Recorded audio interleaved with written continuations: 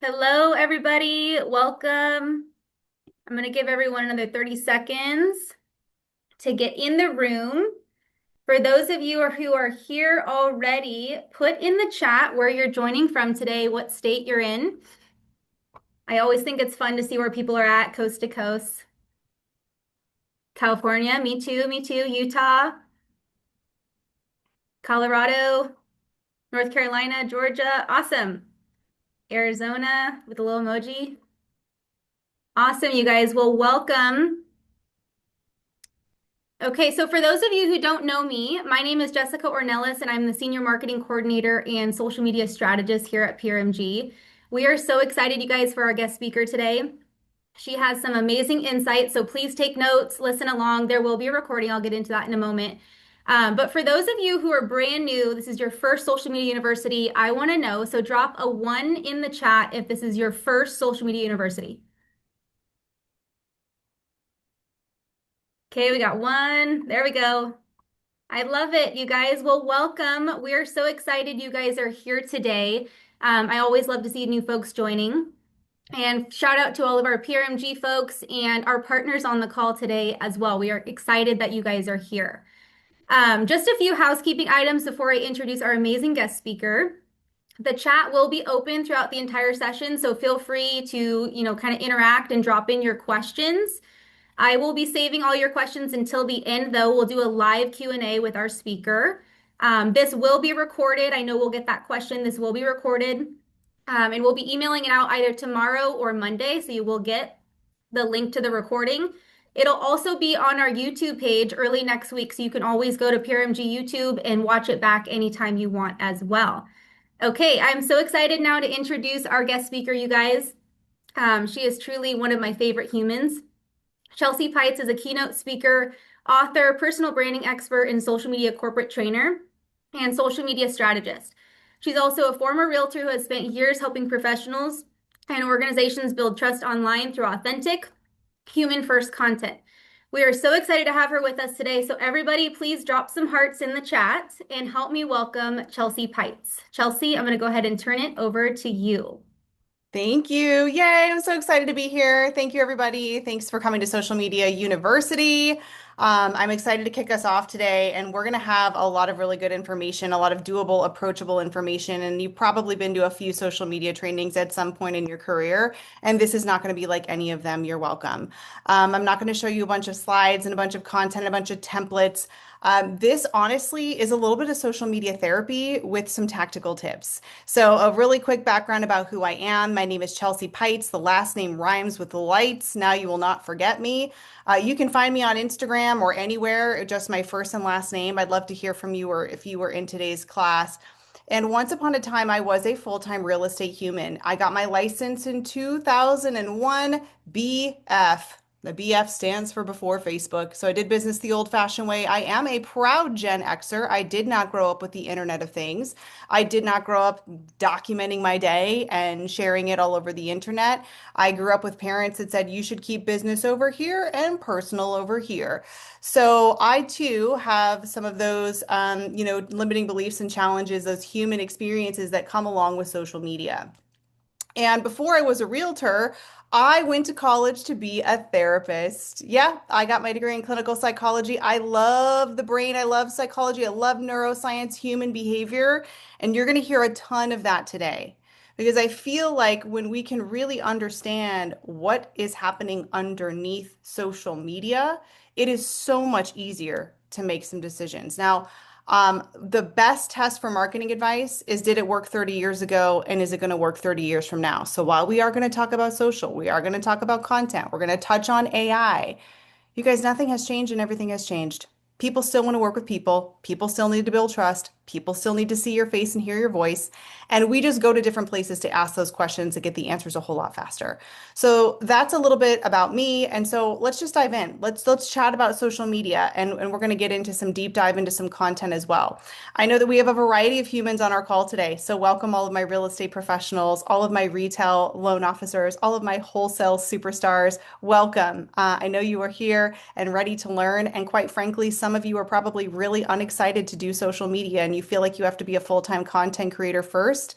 and fill in the blank with your actual role and your job second. And it is overwhelming. It can feel overwhelming and extraordinarily vulnerable, especially when we're talking about talking to the camera, giving our perspective and our opinion. So we're going to talk about all of that today.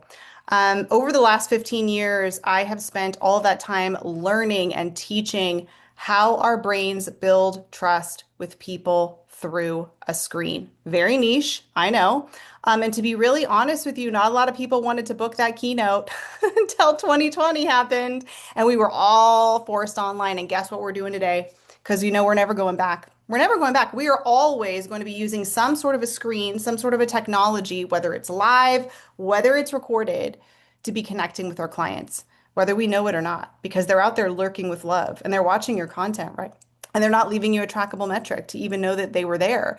And the more that I study how our brains work, the more convinced I am of this simple idea that the literal best way to close more deals as a realtor, as an LO, as a wholesale broker is to show up inside of your phone as the same person you are outside of it. Because each and every one of you is a human being who happens to sell real estate, who happens to sell loans, who happens to do those things. You are not a realtor, an LO that happens to be human.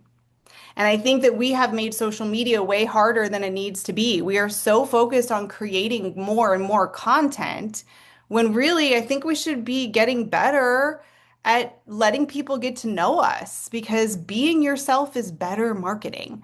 So today we're going to throw out all the rules and all the, content calendars and all those things. And we're just going to talk very simply about how do we create trust in a digital environment. And so the first thing that I want to talk about is personal branding. Now, this is a marketing term, right? People talk about personal branding all the time. I'm just going to give it to you in simple terms because our brain really likes simple terms. And the people who are going to succeed in 2026 and beyond when it comes to social media, they have this same thing in common. And it's not the years of experience that you've been doing social. It's not the number of followers you have. It's not even how often or how consistently you're posting. The number one thing that is going to develop trust online is any person who is going to feel familiar fast and human early. Yeah, that means in 2026, it's time to show up in your content. And let me tell you, this year is the first year that I've drawn a double underline under that, circled it, and said, yeah, you have to be in your content if you want to accelerate trust. Now, if you don't want to accelerate trust, you want to take the long route, you don't want to be, that's fine. You don't need to be in your content. But if you are here today, because what's happened is our brain now has an expectation. Our brain now is so used to seeing people on a Zoom, on a live, on a story, on a reel, on a TikTok, that we have an expectation that in order to develop trust and to also see if you are competent in what you do, which we're going to get to that, we want to be able to scan and see, are you there? Are you in the content? So feeling familiar, fast, and human early is our key. Your clients don't need more content. They need more context, friends. And so I'm going to tell you what that context is, and then we're going to get into the content part.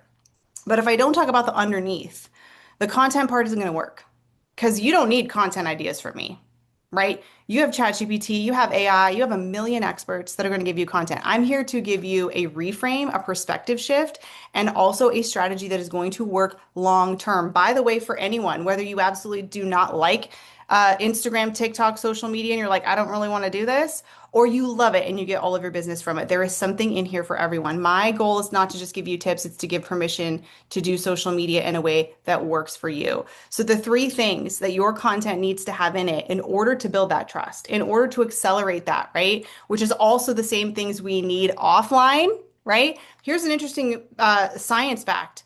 The same brain that we have when we're scrolling is the same brain we have when we meet someone in person. We also have to build trust in a specific order. We have to do it offline. When you meet someone, you build rapport, you connect. You don't start right off with the business conversation. If you do, that person might feel a little uncomfortable and probably won't want to have another conversation. We get that, right? So we know that in the real world, there's a little bit of a process that we go through to start building trust, to feel safe, psychologically safe, low barrier of entry content. right? We do it all the time and we don't even know it. We have to do the same thing online.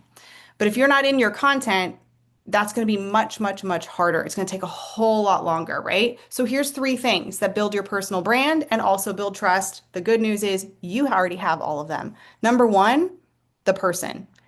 We talked about being in your content. Now, I want to tell you why being in your content matters.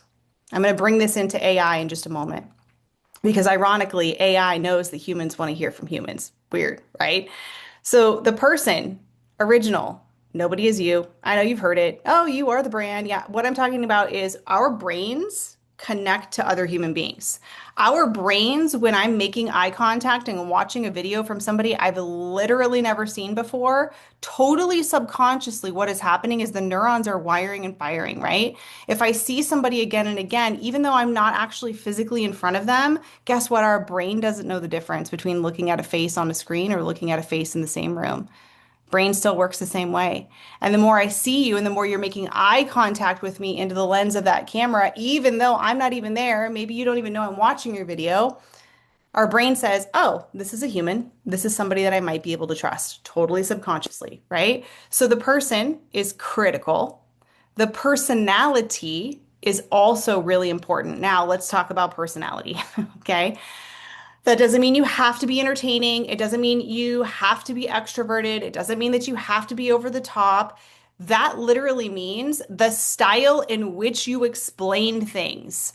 Do you talk with your hands? I talk with my hands. You're going to be able to see that. I have an idea of what my personality is based on the fact of what's behind me and the fact that I'm wearing a shirt with fruit on it. I'm a little whimsical. I'm a little unicorn. I'm a little bit of joy. I think you probably all understand that without even asking me because you got it in an impression in a second. You see how I talk about social media is very different than someone else who's going to give you, okay, we're going to post 3 times a week. Here's your template. Here's your hook, right? All of that works, by the way.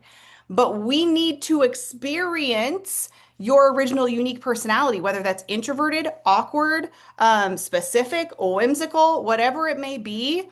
We build trust faster with someone, one, that we can experience and see and hear, and two, that we can experience their personality. The last one's the big one, okay? Person, personality. The last one is perspective. 3P words, the 3Ps. That's what you need. The perspective one scares you. Let's talk about it. Perspective. Immediately you think, oh, opinion. Well, I don't really want to get online and share my opinions. A perspective can be an opinion. It can. Now, it doesn't have to be an opinion. It can literally be a lived experience. Once upon a time, I had a client who, once upon a time, I had this deal go sideways, and I'm going to share a story. Once upon a time, I wasn't a loan officer. I wasn't a realtor. And let me tell you how I got into this. We discount our human stories because once upon a time, we all went to the same class. I don't know when it was, but we all went to it that literally said, hi, everyone. Welcome to 101 Marketing Yourself as a Real Estate or Mortgage Professional. If you're going to show up online and create content, you better create value, and value is education. Value is education, right? That is, high value content. But there is so much value in the human connection that we have in the stories as well. But we discount that. We're like, I'm so boring. I don't do anything exciting. I go to bed at 7. I'm describing myself. Who cares about what I'm doing in my life? I'm a private person. So we discount the experiences that we've had and the stories that we have to tell because we don't think it's enough value and that we need to only show up and give expertise content. But the problem is if we don't have you and your personality and your perspective, which can be an opinion, it could be an unpopular opinion, it could be a popular opinion, it can be your lived experience, it can be your stories. The scary part about sharing your perspective is that somebody else has a different one than you do. And the idea of creating something in here and sharing it out here for the world to see. Ooh, 8-year-old Chelsea doesn't like that. That's a little vulnerable. So I'm going to just skip to the end, and since I don't have a slide or a topic on this, but for those of you who have a little bit of a fear of being the expert, perhaps maybe it's a fear of being seen. And hey, I'm human. I go through that too. But when we have that fear of sharing our perspective and being the expert and showing up online and saying, this is the best way to do this, and this is how you should get your mortgage, and this is how you should do this, right? Here's how I want you to shift that.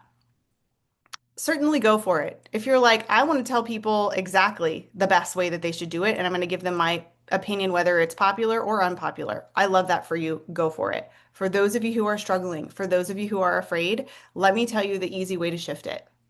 Instead of saying, being prescriptive, here's exactly what you should do and the best way to do it, all you have to do is switch into, let me tell you a story about one time. Let me tell you a story. Let me give you an example. I am a content expert. Now, have I earned the right after writing 3 books that I could be an expert and say, hey, I'm a content expert, so I'm going to tell you what works and here's what you should do? I certainly could. But somebody may not have that experience. And somebody might say, I didn't do it that way and it worked well for me. Or somebody might say, I don't know about that.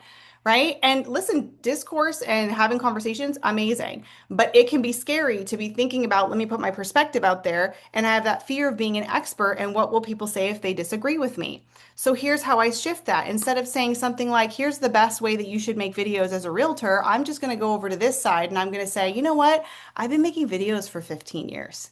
And there's a couple things that I learned along the way, and I just want to share it with you. I'm teaching you the same topic, video tips. But I'm instead of coming from, I'm the expert and I'm going to tell you exactly what to do, which is absolutely a strategy. You can simply say, here's what I'm doing. Here's what a client of mine did. And also, if you are new or newer, and you might be fearful that I don't have a lot of reps in this business. I don't have a lot of years. I don't have 2 decades. I don't have 26 years like Chelsea does. That's okay because you can talk about learning and what you're learning and the stories, and that is your lived experience. Okay. So, to wrap up here, the first things that you need in your content to develop trust. Again, the key here is to develop and accelerate trust. You don't care about that. That's okay. You can post whatever content you want. But the science shows that when we have you, the person, your personality and your perspective, it's the magic secret sauce. And when you think about it, that's what happens in real life. Because a lot of us are like, God, if I could just get in front of these people, I know they would know that I know what I'm talking about, right? Also, on the flip side, I don't know if you guys go through this, but I go through it, so some of you have to. Where I can just go on a flow. I'm flowing right now. I won't even know what I said unless I watch this back, right? When I sit in front of a client and they ask me a question, I flow. When I sit in front of my camera and I'm ready to make a 2 minute and 30-second reel, I don't flow. I wish I did. I can hit record, but I ramble for 30 minutes and then I have to edit the whole darn thing. So, why is it so hard for me that I can talk to other people unscripted and unprepared because I have the knowledge? But when I'm trying to make content about it, it becomes extraordinarily harder. If you feel that way, you are not alone. It is a brain thing. And let me tell you why. It's easier to tell a story because it has a beginning, middle, and an end, and it already happened. And you're sharing a story, right? You're not teaching, you're not making a point. Versus when you are an expert, you have knowledge. In fact, you have so much knowledge that you have forgotten what it's like to not have that knowledge. And so when you sit down and think about all the things you could talk about and all the things about that one topic you could talk about, you have to sit and think. You have to process, you have to organize. And some of you don't. And I love that for you. I wish I had that click, go, get it in one take, post it and forget it. I would love that. That's not me, and I'm being transparent. So I want you guys to know that as well. So it is hard to create content where you are teaching because your brain has to assimilate all the stuff. And then you got to make it digestible because the consumer doesn't use our terms. They don't use any of our terms. And I looked at some of our wholesale friends today and I didn't know what those terms were. And you guys, I've been in this industry 26 years. So we forget as experts, how do we explain something simply? And when we try to get simple, it's actually harder for our brains. So with that person, personality, and perspective, those are the 3 things that are required now for trust. And how ironic and funny, that's what we have in person. That's why we do so well when we're in front of other people. And it gets really hard when we're not in front of other people. So all of that science to say, yeah, you got to be in your content. I'm sorry. I know that's not what you wanted to hear, but let me talk a little bit about it. For all of those who love some data points, let me just share this slides with you and also show you why this matters for AI and also for, oops, where did I go? AI and also for those of you who want to get found in search because guess what? we now have a merging of social media and search, which is actually a good thing. So let's talk about Google here for a moment. Google has these credibility ranking signals, and I'm going to let you read this because I know you can't listen and read at the same time because I study brains. So go ahead and read it. And what you're going to see here is this is a list that they actually give to, ironically, their human reviewers. Did you know Google has human reviewers? I know, wild. And so they gave this list and they were like, hey, look at these things. And when you're deciding what is helpful, what is useful, what is people first, why do I give you those three things? I didn't make it up, Google did. That's what they're looking for. Helpful, useful, people first. Weird. Let's continue. I don't care about the other things on here except for the first bullet, and you should too. This first bullet, experience, was added in 2022. And this first bullet, when I first saw it, was like, oh, okay, experience, years of experience. Oh, I've had 26 years of experience. I've written three books, da da da da. Nope, that's not what Google's talking about.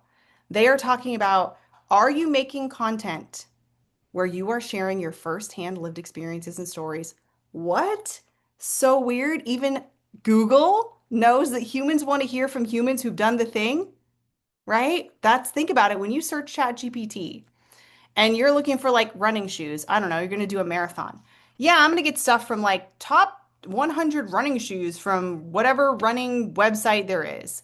And then I'm probably going to see somebody who's on YouTube that's like, hey, I just ran my first marathon and I want to tell you the shoes that I ran it in and what happened.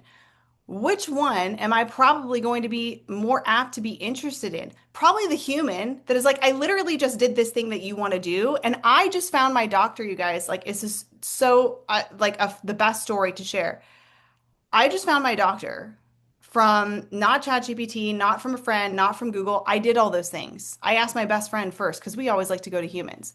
I ended up getting served a random TikTok video of somebody sitting in their medical office talking about the symptoms that I was having and how they had actually had those same symptoms. And I leaned in and was like, oh, interesting. And then I ended up watching 15 more videos. You guys, I didn't like or comment.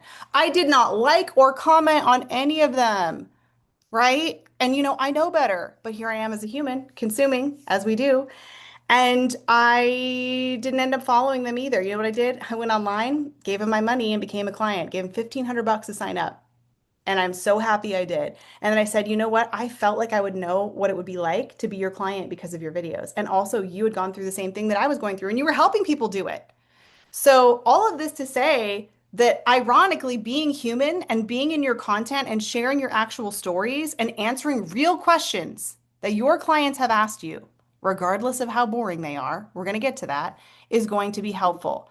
I'm not going to go deeply into this, but for anybody who knows about Google and Google search consoles, again, not going into the weeds, I'm illustrating a point that Google literally last month said, we're going to make a big change. And anybody who has a website and anybody who's using our free Google Search Console and you like do it to track your analytics and everything, we're going to let you connect your socials. Yeah.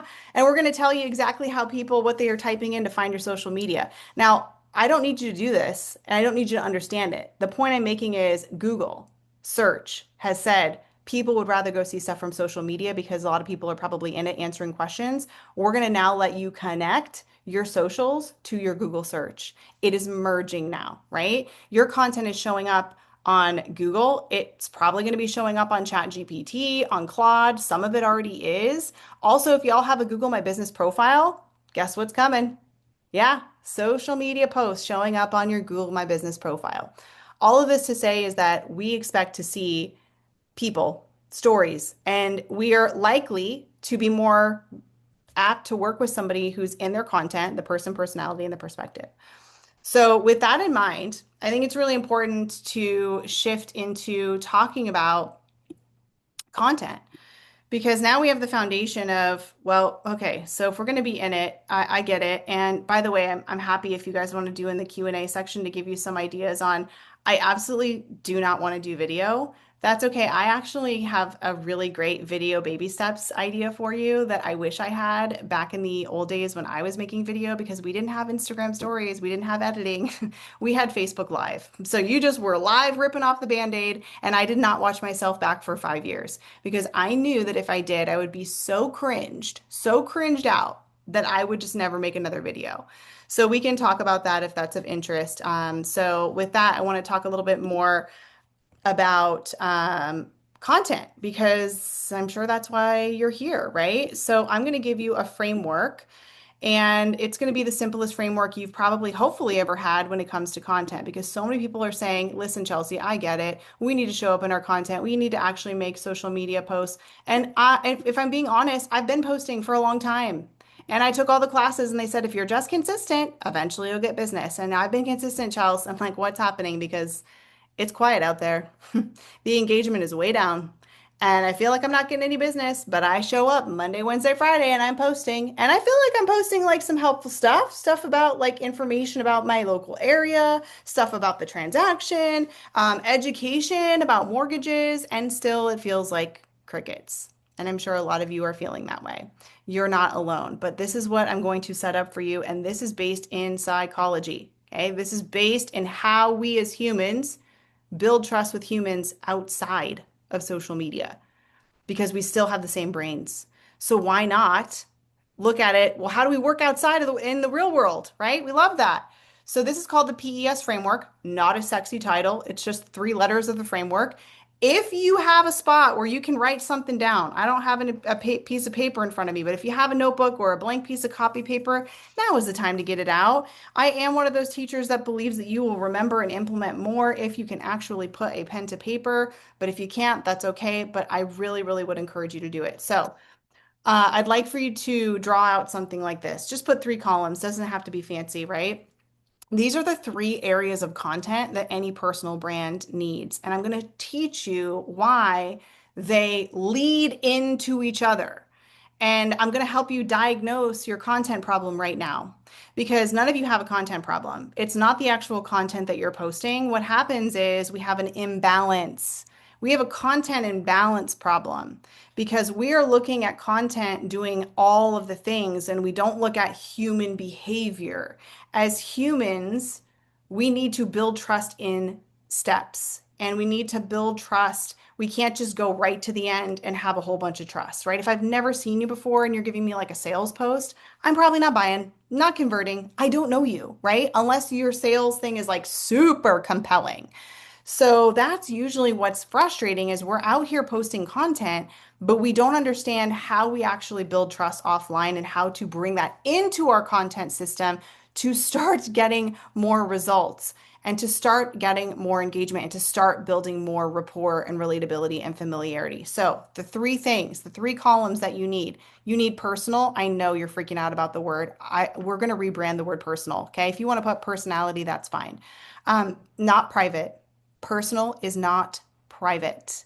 Okay. So that's the thing that we need to remember. I will talk about that. We've got personal content or human content. We've got expertise content. We have sales content, personal expertise sales. Oh my gosh, PES. That's where the name of the framework came from.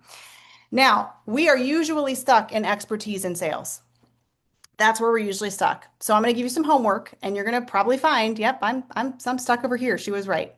And I'm going to tell you why being stuck over there is not that bad, but it's going to be discouraging.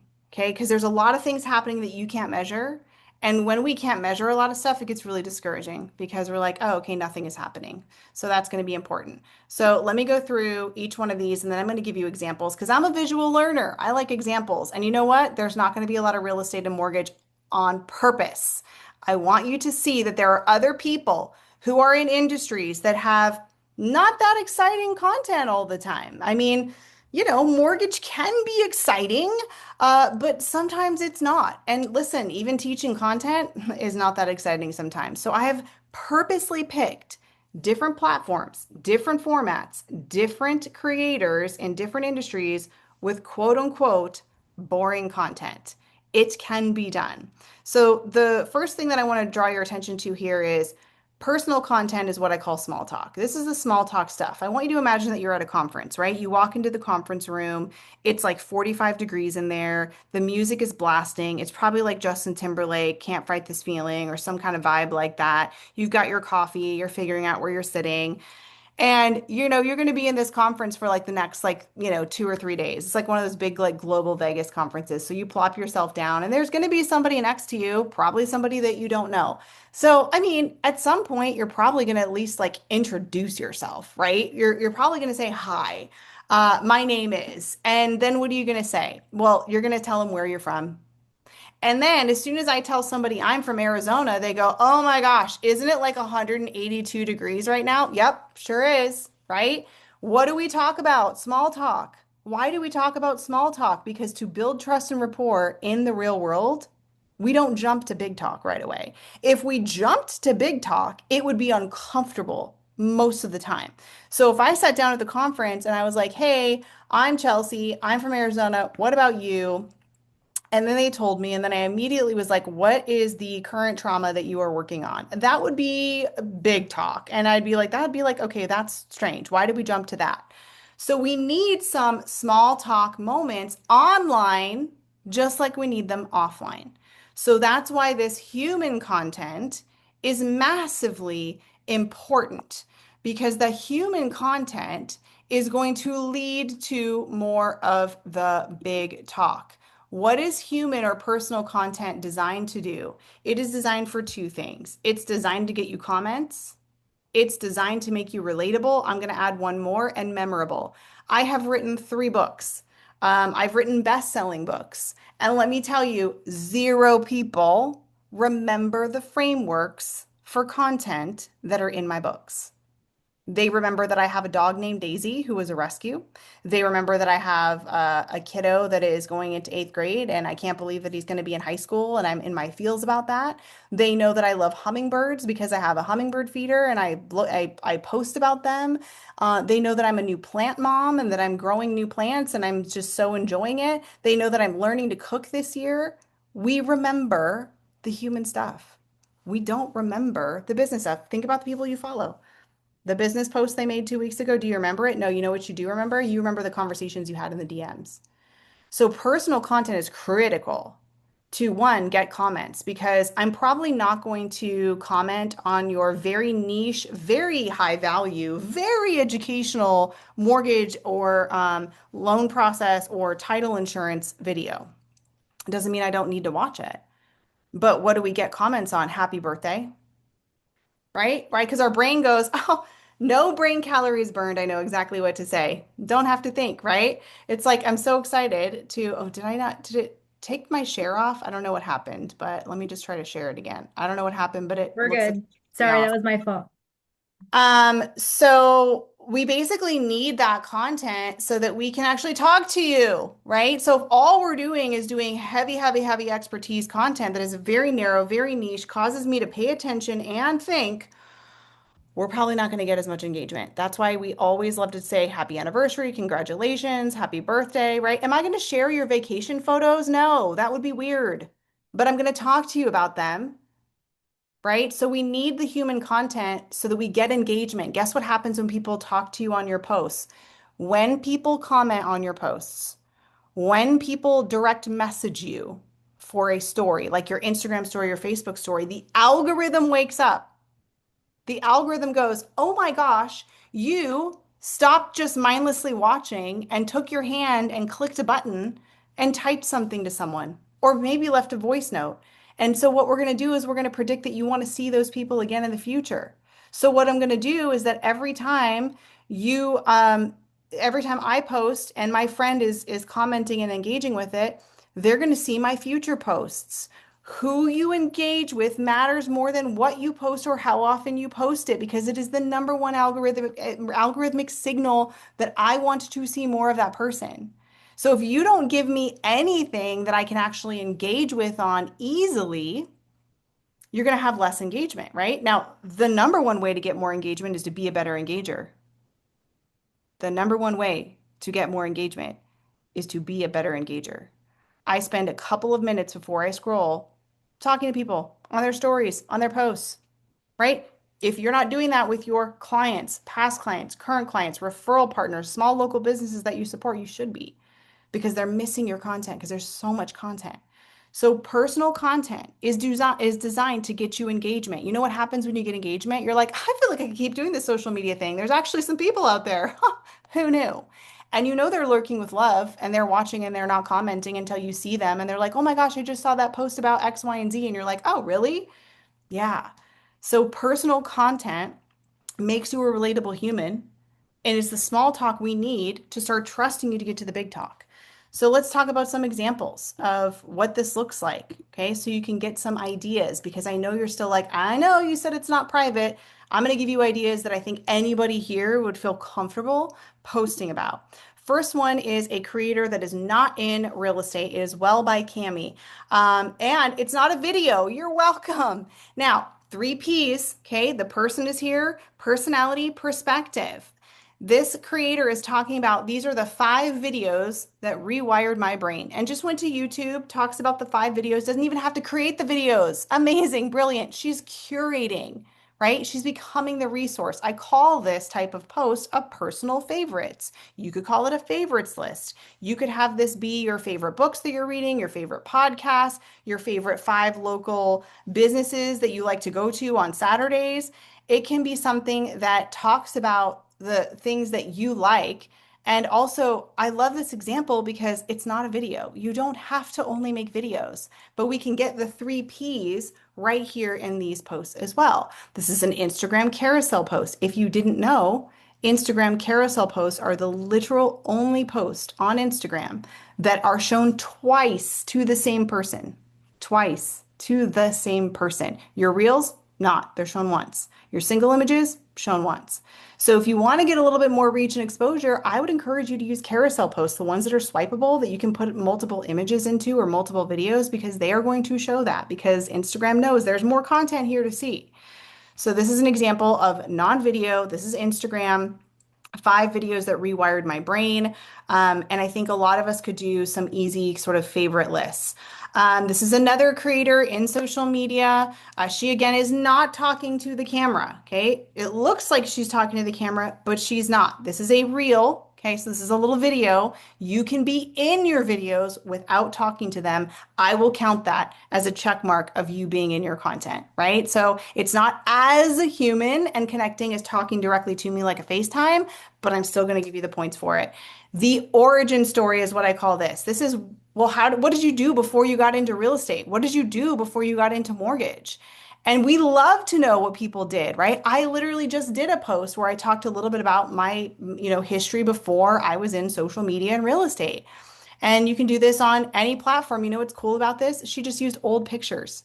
There's pictures of her working in the newsroom because she used to work in the news before she became a social media manager and now a social media coach and speaker. This happens to be a video, but there is no talking in this actual video. This is Roxy, who normally talks about HR corporate content, and she's brilliant at it. This is not HR content. This is actually a behind the scenes life update content. Now, again, this might be something that you categorize as private that you don't want to share, and that's okay. But she's sharing a series where they have a new home and has a series of videos about that new home. Also talking about a birthday, also talking about a big family announcement. So different layers and levels of where you can go with sharing those life updates. Your life update could be that you just decided to go back to school and get your PhD, right? And that's probably not going to be private for most people. It might be for you, you decide. This happens to be Instagram Reels or TikTok. This is what we call a series, a branded series. And what's cool about it is that when you create a series of content or a playlist, if you will, people know that there's another one coming. Or maybe if they came on series number 3, they want to go back and watch 1 and 2. And the more people watch your content, even if it's silently and they don't engage, the more likely they're going to see it in the future, which is awesome. I chose this for anybody here who's on a team, and you might be thinking, well, this is great, but I'm not the actual face of the brand. I'm supporting a team. I'm supporting someone and helping them with their social media content. You can still have some of those 3 Ps in there by showcasing the humans that work on your team. And I love this particular one from Cisco. I'm sure you've heard of this company. It's a very large corporation. This tiny little video, which is B-roll, nobody talked in it. They're actually in it doing a trend at the time, and they're showing the different roles. And they just showed the people with the music playing and like named their role. And it was a trend that was happening at the time. So it was relevant with what people were creating. So you can still create the three Ps by putting the people in it. And you can kind of get an example here. It shows like the cyber defender, the cloud architect, and nobody had to talk to the camera, which everybody loves, right? Y'all, here's some personal content ideas that are not private. Take a picture if you want. This is being recorded, so you'll be able to access this. Hey, if you want a list of these, just go to my website and download it for free. Yeah, you're welcome. I've got a whole bunch of free things on there, and you can get all of these ideas from there as well. So we're not going to go through each one by one for time's sake, but these are some personal, not private content ideas that will get you remembered, create you as a relatable human being, and get more engagement, right? This is the kind of content that a lot of people will engage with. Now let's talk about expertise, which honestly is my favorite content. It is probably your favorite content as well, because that's where we are like, okay, we're giving value. But a lot of people may not be engaging or commenting on as much as the personal stuff. That is okay, because expertise content is not for a bunch of comments. Let me tell you what it's for. Expertise content, which we classify as big talk, right? It's a little bit harder to start a conversation if we don't have some of the personal. They're for three things. These are videos and posts that are going to help you get found, because I just showed you your social media content is now on Google. Your social media content is now either on and or going to be on ChatGPT, on Claude, right? Everything is merging because it knows people are using social media. That video that you made explaining in detail how something works or explaining the answer to a question that a literal client had that week, not super viral. Don't care. It's viable.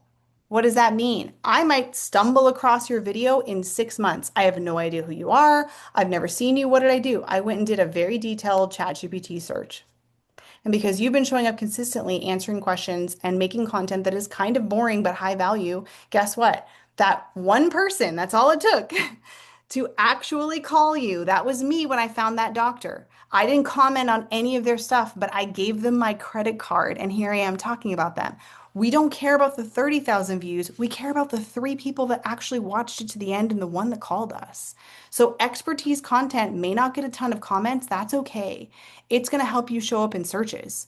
It's also going to help you get shared, because what do we share? We don't share your birthday pics. We don't share your vacation. I'm going to share something helpful. I'm going to send it to my sister, and I'm going to send it to someone I know, because this is a really helpful thing and we were just talking about it, or maybe it was a great explanation. And when somebody shares your content, that is how you get more reach. That is how you get more eyeballs. That is how you grow. Shares are the top metric right now on any platform. Why? Because we really don't engage like we used to. The engagement kind of has been trained out of us. We sort of just watch social media like TV now, and it's a whole bunch of people that we don't know. On Instagram, I have a feature. I don't know if you guys have it, but I can turn on auto scroll. That means I can put my phone down and not touch a thing. So that means I'm just silently consuming, and I might love your stuff, but you'll never know. And you can't measure when I'm like, oh, that was a really good explanation. Can't measure it if I'm not leaving a comment or I'm telling you, right? So when someone shares, they take the time to click a button, type someone's name in, the algorithm goes, oh, this is some worth sharing. And so we should show it to more people, because your content's tested.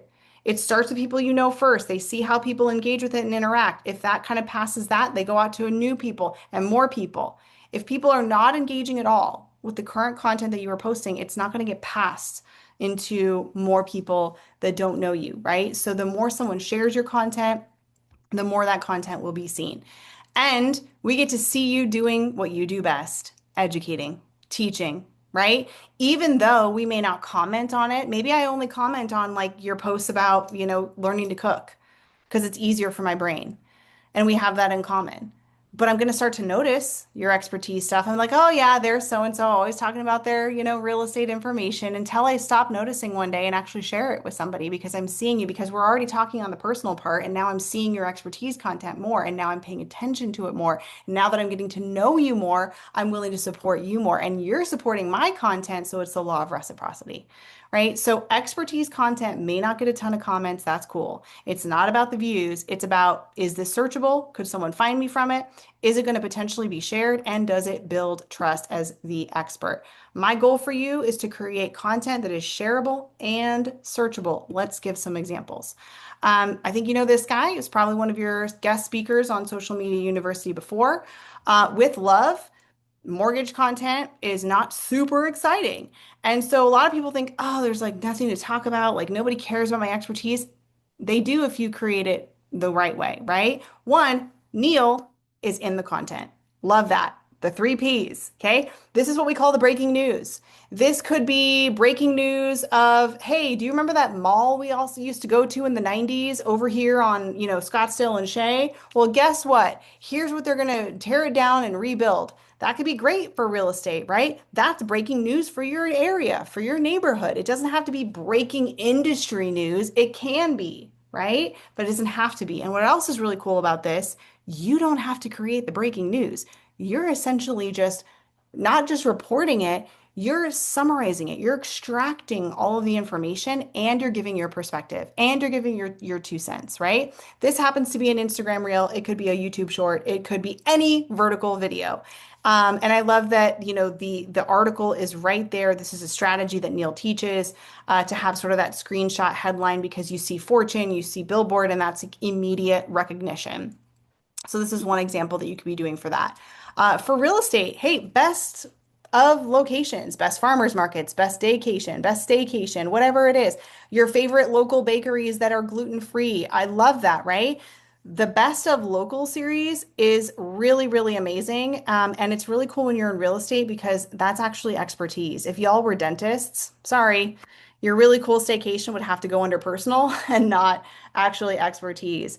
But when you create this kind of content, even though maybe you helped me buy a house that we closed on 2 months ago and I could not be happier, I don't care about your real estate stuff for a really long time now. You already helped me, right? So how do I stay engaged with your content? Well, it's probably going to be your personal content and local content like this as well. So it really does help broaden the connection points for people who already follow you and know you and work with you, but also people who don't, because guess what? People love local content. So this happens to be an Instagram reel. Jason is actually not physically speaking or talking to the camera in this. So this is another baby step, video baby step. You can create content with your voice in it. And that's still, I'll still count that for person. This is a creator some of you might know. He is the marketing mind who is behind a lot of Gary Vaynerchuk's content and a lot of Alex Hormozi's content. And I wanted to pick out, like I said, people that do different types of platforms. This is a YouTube video. So if you do YouTube, great. These all apply to everything. This is what I call the master class, where you're teaching the whole thing, right? He did a 6 hour YouTube. Now, am I suggesting you do a 6 hour YouTube? Absolutely not. What I'm telling you is that we have an attention span as long as we care about it. You might watch it on 2 speed. You might watch it over 20 different sessions. But this went viral. Why? Because he's literally teaching for free. And yeah, people have an attention span when they are interested and searching and seeking something out. So this is, again, while it's professionally done, it's not that fancy. It's him sitting in a room with like a backdrop. And this is all about personal branding. And so I love this as an expertise example. This is another creator that I'm friends with, Jerisha. She is talking about how I did something. When I became an entrepreneur, how did I manage my money?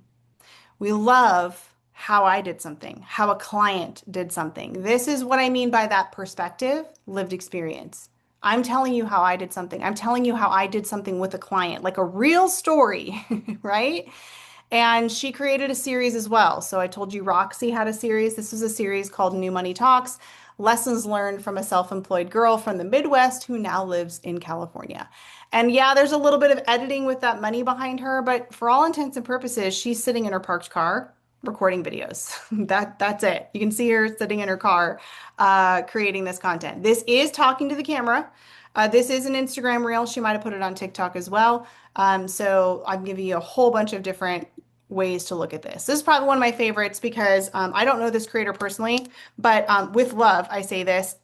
Tax attorneys probably don't have a lot of extremely exciting content. And what this creator has done is built a brand and business answering questions that clients ask. And this particular video is about what happens when you get audited. Okay, again, not super exciting content here. Now, I'm not going to play this video because it doesn't matter what he's saying. I just want to show you a pop out here of the quote unquote metrics that so many people take, it as like, is my content good or bad? So you look at this, there's 0 comments. And you might be thinking, well, that's awful. That totally flopped. Did it? Because it had 4 people save it and 8 people share it. That's awesome. That's awesome. Right? And now let's zoom out even farther. Okay. 100,000 followers. Follower count does not matter. I'm illustrating that somebody who has very boring, dry content, who literally answers questions and is in their content, the 3 Ps, records, sitting, answering a question over and over again, consistently, over time, has over 1 million likes and 100,000 followers. It does not matter what the topic is.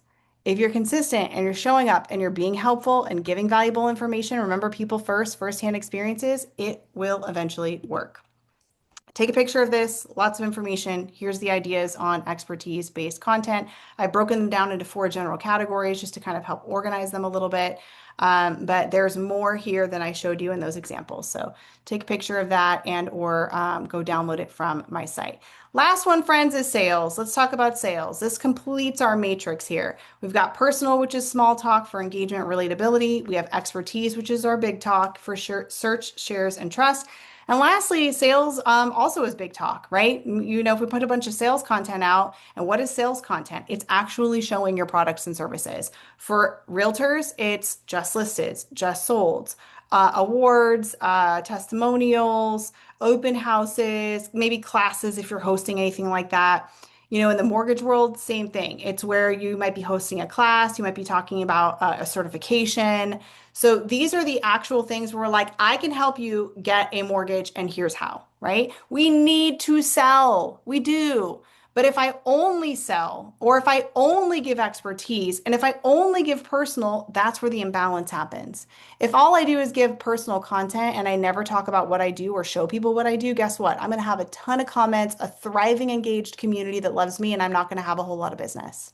If I only talk about expertise and I never talk about any of the human stuff, it'll take longer for people to ask me the questions on the big content. It will take longer. Doesn't mean it won't ever happen, but it's going to take longer. People will see my expertise content more when they engage with my human personal. Now, if I only have sales, here's what's going to happen. I just mentioned I've written a couple books. The books behind me is my latest one, just came out in August. And I could literally be posting every day about my book. That could be a sales post, right? But what happens 6 months from now when all I've been doing is posting sales content? People are like, we got it, Chelsea. You wrote a book. We know to get it on Amazon. Thank you. Now, could I do a whole bunch of other content about teaching from the book? Yeah, that's expertise. Could I do content about how I wanted to just completely give up and delete the whole thing in November of last year because I was completely burnt out on it? Yeah, that's personal. If we only stick in one of these categories, it's going to impact the others. That's why I say imbalance. So let's talk about sales. This is the big talk. What is sales for? Sales is to prove that what you talked about, what you taught me in the expertise stuff is actually that you are good at it and that you did it. You do help people get mortgages. You do help, people buy their dream home. You do have awards and recognition and credibility. Also, we need sales content as a prompt because if you don't continually remind me, I'm going to forget. And there are people that even though I have posted about my recent book and I haven't posted that much about it, there's still going to be people that are like, I didn't even know you wrote 2 other ones. Really? Right? So we have to have a good mix, holistic set of all 3. Let me give you some examples of sales posts, okay? Here's what I do. And look, this is LinkedIn for all my LinkedIn lovers. This is what I do. Here's what I do, like actually showing people what you do. My friend Judy is a LinkedIn expert and a LinkedIn keynote speaker, and she's at an event, right? So she didn't have to make a content day. She's just at an event taking some selfies with friends and telling people, oh, by the way, I am celebrating a career milestone, international paid speaker. right? So people are like, oh, that's right. I forget. Judy Fox is an amazing speaker and we have that event coming up. I should reach out to her.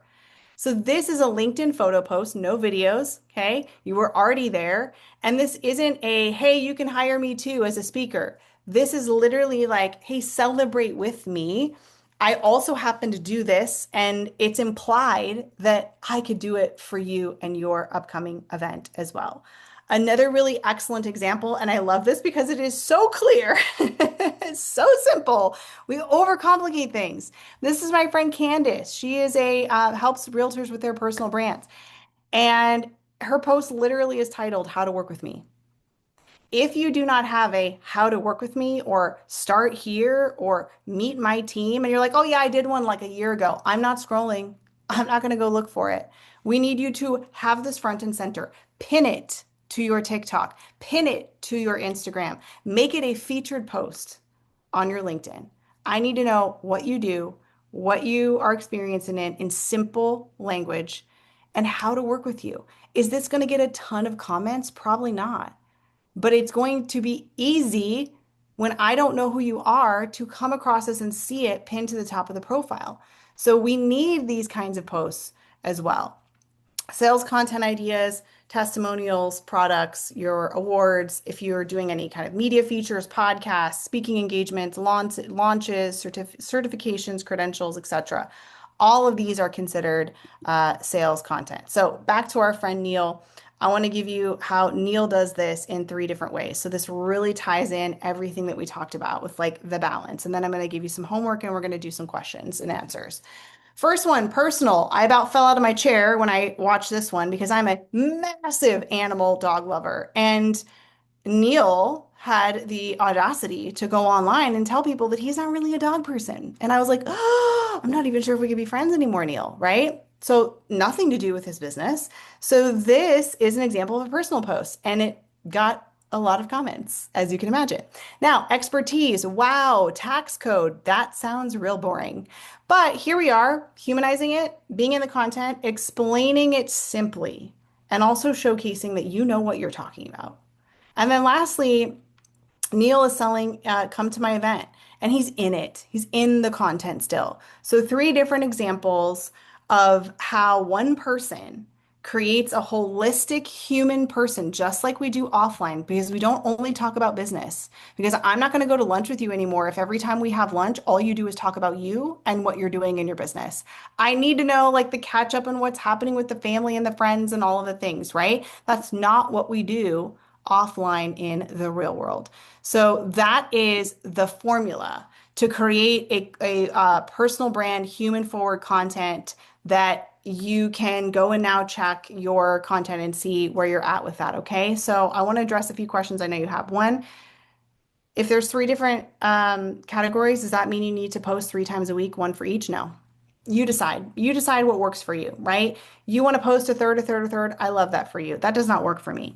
I like to post expertise a lot, and then occasionally I'm like, oh yeah, it's been a minute since I've done something personal. I should probably do that. So what I want you guys to do is go look at your last 10 to 12 posts and just check mark. Is this a personal, expertise, or sales? Okay? Just check it. Just check mark it off. Then I want you to put a little star next to the post where you're in it. And that's your content audit right there. Where are you imbalanced? Because you'll easily see on the check marks where you're imbalanced. And are you in it? Because if you're not in it, then you know that is the fastest way to correct the content. Now, some of you are like, yeah, but I only do LinkedIn and I'm definitely not doing personal over there. You're thinking about personal wrong again because personal is not just what I'm doing on the weekends. And yeah, could you post that? Sure, you could post that on LinkedIn. But personal is like celebrating the milestones that you were doing. Like you just saw Judy Fox celebrating international paid speaker. That could be also personal, but we need to have you in the content, right? To even have it potentially start to be personal. You could talk about, how did you get to where you're at, sharing a personal story. yes, you can be human and still be on LinkedIn. It doesn't only have to be sales and expertise. And yes, you can combine them all. But if you are beginning, it is so hard to think about how do I combine all three into one post. That's why I parse this out for you. So you don't have to make it equal a third, a third, a third. Yes, you can be a human on LinkedIn as well. And those are often the questions that I get. The last question is, well, this is cool because I got a personal Instagram and I have a business Instagram. Now you know why it's not working on the business one. Now you know why your Facebook page, you don't love it because you've got expertise in sales on those and probably not a lot of the person. And you're separating human and that, and then people want to talk to you on the human stuff, but they don't really talk to you and you get discouraged. You're like, oh, forget it. I don't even want to post to my business page because nobody's engaging. Well, remember, expertise in sales content isn't meant for engagement. It's meant for search, shares, trust, proof, and prompt. Your personal stuff is going to get more engagement. And that's why you also don't like your second Instagram account, right? And let's be honest, two accounts is twice the work. It just is, right? So those are the concepts that I want you to walk away with and think like it doesn't have to be a rigid content structure or calendar, but I just want you to go back and just check off where are you at? Where's the imbalance? Are you all expertise? Are you all sales? Are you all personal? And are you in your content? And now you have a very simple framework on figuring out where you can maybe shift some of those things. Okay, maybe I need to add a little bit of human in there. And you don't have to talk about anything private. You don't have to talk about what you're doing on the weekend. You never have to show your family or your kids photos. You never have to post in real time and you never have to post your vacation. But you are a human being, right? And people want to connect with that human being as well. Okay, I'm going to remove the spotlight now and hopefully come back to our world. Jess, where are you, my friend? I think you're in the middle of there we are, in the middle of my board here. I have not looked at the chat yet, so maybe you can help Yes. guide me with if there's any questions, and maybe I probably answered some on the way too. Yeah, so talking about the three different, columns, do you recommend a certain percentage or is it truly just posting each one of them, seeing what's working and then kind of refining as you go? Well, you're talking about the anti-creator over here. I also do not have a calendar. I don't have a content calendar. I can't pre-record and, bank content. When I get inspired, I get inspired. And it has to be a download, it has to be a click, and I have to vibe with it. I know, not great for a content creator, right? So no, but if you love a schedule, if you're like, I love a schedule, I want to know on Mondays I'm doing personal. Tuesdays, I'm doing expertise. You can do that. But here's the thing. What are you going to collect over time and also look at, right? Because everything is going to be so nuanced and different. And I don't want you to get stuck in metrics. So yeah, there's this idea of testing, but know that some of my personal stuff gets way more engagement than some of my other personal stuff, right? It just is what it is. So I would just look loosely at what you've been posting and just say, okay, it's been a while since I've done something human. You do not have to get into the weeds on it. But if it, again, is going to keep you more excited and more tapped into doing it, and you're like, no, no, no, Mondays are going to be my personal day. Wednesdays are going to, you need like a strict, stringent, rigorous thing. That's cool. The number one thing that is so underrated in social media is self-awareness. You need to know how you operate. I don't operate that way. So ultimately, I would love to give you like a tidy little in a bow, like, yep, just test this, try this. But the problem is we're not dealing with numbers, we're dealing with people. And we're dealing with different algorithms on different days and what's going on in people's worlds and the fact that my kid just started school and I'm not scrolling today. It doesn't mean that your post didn't perform.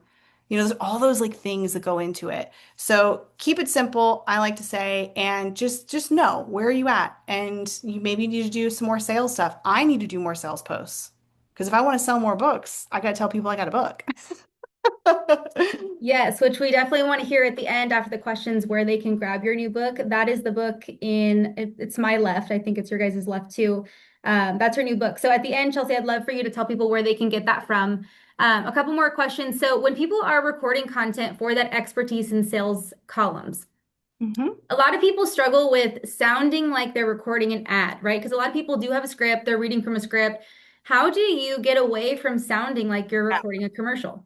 First of all, I love a script. My brain works really well in scripts. I will tell you what's happening. Brain, right? Two things that are happening. One, you're trying to remember what you wrote, right? Because we were always told growing up as kids, you have to be prepared, and we memorize, right? We have PowerPoints. You guys, I don't use PowerPoints anymore because I know as humans we want to connect with people, but like that was hard because we have been trained, memorize, get the hook, do the thing. Well, what happens, our brain only does one thing good at a time. So we are thinking over here about bullet point number two and also trying to remember the word that ended the sentence before that's going to trigger the next one. And so when our brain is doing that, guess what happens? We lose all control over our facial warmth cues. I talk with my hands. How weird would it be if we were in person and I literally stood like this? And it'd kind of be weird on Zoom. If I literally just talked like this the entire time and I didn't move and like my head never moved and my body never moved and I literally just talked like this, like you'd be like, that, are you okay? Like blink once and let me know if you're okay. In person, that would be wild. It would be wild. That would be the only thing you would notice after a while. We move, we talk, we like articulate with our faces and we don't know that we do. And so what I call is resting script face. And we can't help it because now we're staring into the camera. Oh my gosh, if somebody's there recording us, forget it. It's a whole nother layer. So now we're reading and we're thinking in our brain. And so what am I going to do? I'm not going to tell you just to wing it because my brain doesn't work like that. Here's what you do. You record one idea at a time. You record one clip, like one sentence, one bullet point at a time. And you might have six, seven, eight, nine, 10 little individual clips in your camera roll, and that is okay because through the magic of how things edit now, it's so easy to, they just stitch it all together. You don't even have to do it. I don't like to edit, right? But the stress of being like, I got to get this whole thing, or your rage re-recording like 99 times, you're not the same person that you were at one at 99. You are mad, okay? And that reads that energy. So record yourself individual clips. I start with the intro, then I look back at my notes and I get to the second thing and then and that's how I do it. Because if I don't, if I flow, if I go and flow, guess what happens? I spend hours editing, hours editing. So I'd rather spend the time up front than the time in the back. You may have a natural gift. You click and go and flow. I love that. Capitalize on it. But if you don't, I'm not saying don't memorize. I'm not saying don't, have a script. Do that. But try to record it in individual things. And also record yourself like this so you can't see it because it's really hard to like see ourselves. It's just hard. You can't not self-monitor. You can't. Because I still can't, and I've been doing it for 15 years. You see yourself, right? Hide yourself because you're going to feel more comfortable if you're not seeing yourself in the selfie reflection of the thing. So that might help, just that simple flip around so you don't see yourself and you don't have to self-monitor.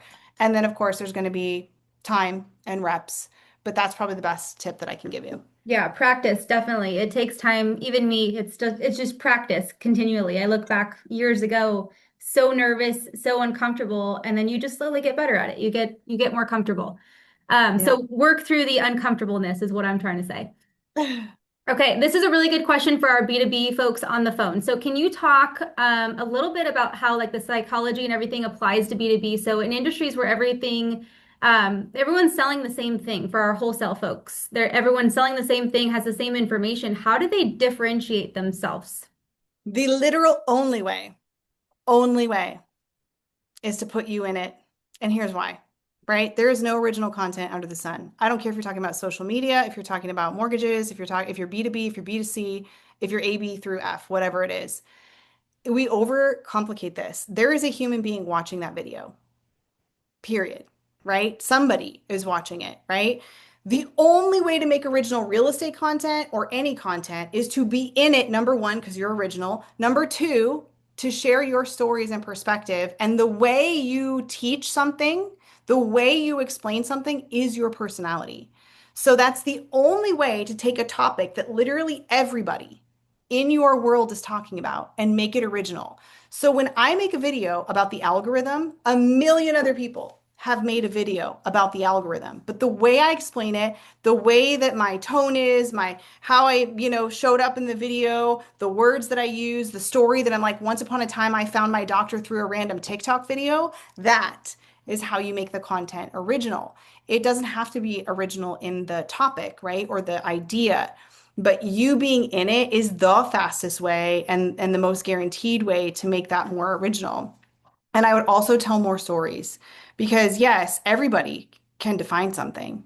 ChatGPT can define something, right? ChatGPT can tell me what a mortgage rate is and what a buy down is, but they can't, tell me a story about one time when their client tried to close and then realized there was a huge mistake made and the face across the way when they were like, wait, what, you're not closing today? Like, it can't tell me that. So it's about being in that content and creating and sharing some of those stories. It's irrelevant that everybody else is talking about the same thing because I'm sure somebody else has written social media books, but the way that I'm writing it, the way that I'm sharing those stories, so that's the number one way to take, we sell everything that everybody else does because you have a story and you have your own way of describing analogies, guys. Make analogies. Like I make analogies all the time. Everybody out here is just like giving definitions. Be like, so this like really hard concept. It's kind of like this. Have you ever been here? That is personality. That is how you take something and create it. That's original. So it doesn't matter that everybody's talking about the same thing. I love that. I love that perspective. Okay, two more questions. So, what platforms do you recommend? Yeah, I'd just love to hear your perspective of, if The someone's just one getting that you started, what would liked. you? Yes. You guys know this. It's like the pitch, right? Here's an analogy I'm going to give you right now. You're like, oh, yeah, I've heard that, right? Everybody's like, well, which CRM should I use? Oh, the one that you're actually going to use, right? Which one's the best CRM? Wah, wah. That's not what I wanted. I wanted you to tell me the best one. Same thing, right? If you hate TikTok, then don't do it. If you love LinkedIn, amazing, because guess what happens? Energy leads to more energy. If I tell you to do something and you force yourself into it every single day, guess what? They're going to feel it too. If you're just checking it off and sending it in, right? So start with where you like. Start with where you like to hang out. Do you like to write more than make a video? Then you might love LinkedIn. If you like Facebook because you've been on it forever and you have a lot of people that you follow there, cool. I love that for you too. There is not one platform that is better than another. They have some nuances, but you have my permission. What you focus on expands. And listen, I'm in this game like full time. I hang out on Instagram. There is no way. I have no team. And even if I did, I just don't want to. I don't want to be on Facebook in the same capacity I am on Instagram. I don't want to post to TikTok. I like Instagram and I like where I'm at with that. And my nervous system feels real good about it right now. So I know that I can sustain that forever. So self-awareness, be where you want to be. They all do the same thing. Even LinkedIn. Even LinkedIn has video, right? So they all have live, they all have video, they all have pictures. Facebook, Instagram, TikTok have stories, right? So, but yeah, you do not have to jump onto Instagram because you went to a class and they're like, if you're not on Instagram, that's where you need to be. I built my business on Snapchat on a platform where nobody could find you. Your content disappeared. And they said, well, who's on there? No one.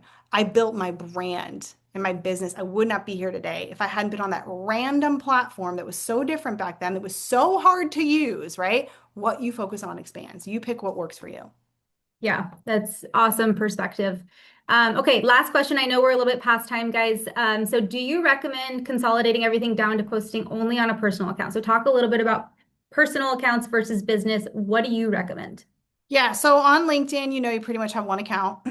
On Facebook, we're stuck with personal and business pages, but generally, I would say post from your personal as much as possible because you're going to get more reach and engagement. Because once upon a time, Facebook ran out of room in the feed. And what did they not promote as much? Business pages. So yeah, I would say, posting on your personal, don't abandon your business page. It's a free website that's really optimized. On Instagram, if you have two accounts already, cool. You don't have to delete one. Just focus on one. Make sure that you've tagged the other one so that you can tell people this is where I hang out so that they're not following you on this older account, and just focus on one because two accounts is twice the work. TikTok, it's one account too. So it's probably more so the question is around Instagram. I have two accounts. What do I do? Unfortunately, you can't merge them. So pick one and you're going to have to manually go in and be like, oh, geez, now I'm going to need to go see who I'm following. It's actually going to be a great exercise for you to do that because you're going to be like, oh my gosh, I totally forgot about Jessica. Like, I haven't seen her in my feed forever.